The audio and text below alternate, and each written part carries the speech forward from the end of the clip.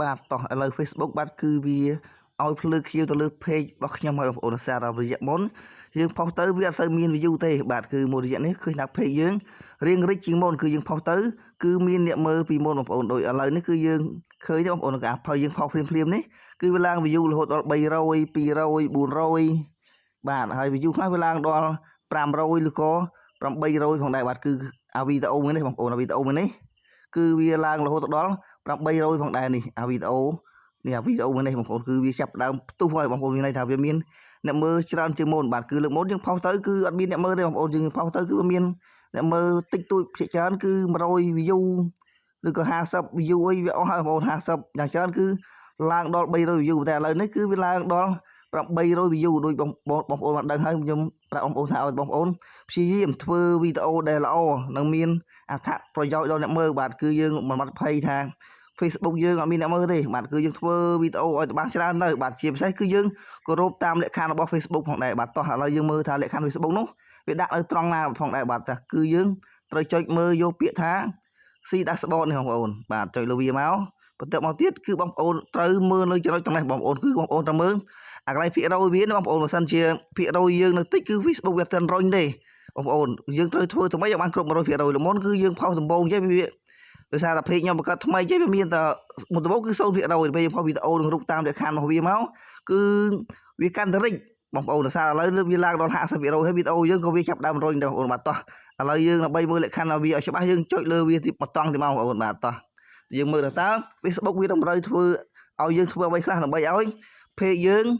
មានការរិចបាទមានន័យថាវាយើងផុសទៅវាមានអ្នកមើលច្រើនមានអ្នកមើលច្រើនជាងមុនផងដែរបាទគឺទៅមកគឺបងប្អូនយកពាក្យថា achieve បាទចូលយកត្រង់នេះមកបាទហើយទៅទៀតគឺបងប្អូនយកពាក្យថា go to weekly process បាទយើងចុចយកវាមកបាទហើយនេះគឺបងប្អូនត្រូវតែធ្វើតាមលក្ខខណ្ឌរបស់វាបងប្អូនបាទដោយសារបងប្អូនខ្លះគាត់ថាអូពេលយើងបង្កើត page ហើយ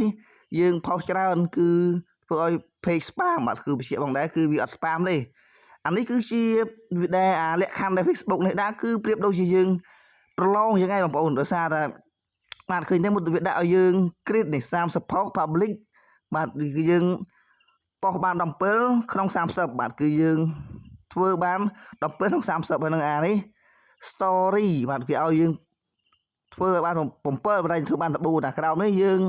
create public reel គឺយើងធ្វើបាន11ក្នុង11លក្ខខណ្ឌរបស់វាត្រូវហើយបាទ reply comment 10ក្នុង10នេះគឺយើងត្រូវតាមលក្ខខណ្ឌរបស់គេបងប្អូនហើយខ្ញុំសូមបញ្ជាក់បងទៀតបងប្អូនថាយើងផុសច្រើនធ្វើឲ្យ page យើង spam គឺអត់មែនទេបងប្អូនគឺ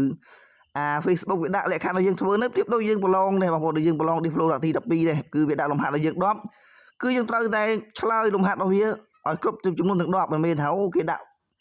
វិញ្ញាសាឲ្យយើងប្រឡង10សំណួរយើងឆ្លើយតែមួយសំណួរ2សំណួរដូច្នេះគឺ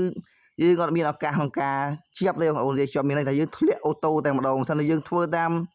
លក្ខខណ្ឌនោះគេថាគេដាក់10សំណួរមកយើងទៅឆ្លើយទៅ10សំណួរទៅ3សំណួរនោះខុសក៏ដោយត្រូវក៏ដោយ